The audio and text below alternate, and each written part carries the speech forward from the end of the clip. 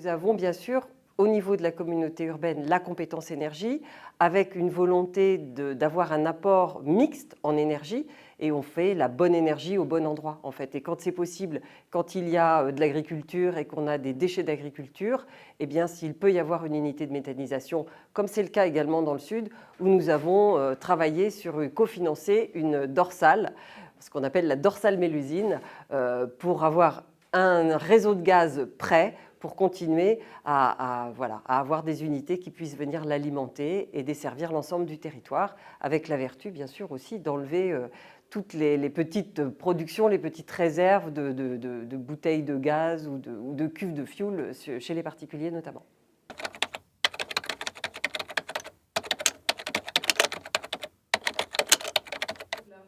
Alors la période des intrants, elle est très courte.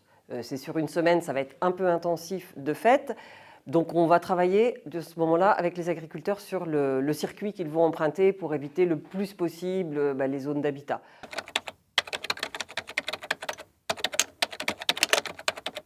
Ce qui est important, c'est effectivement cette continuité. À la fois, on gagne en autonomie vis-à-vis des énergies et on a vu à quel point c'était important avec les conflits mondiaux. Et puis, on gagne en capacité de stabiliser aussi les coûts.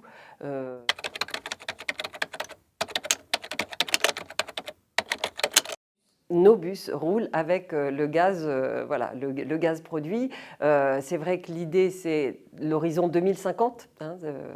Donc, c'est loin, mais pas tant que ça.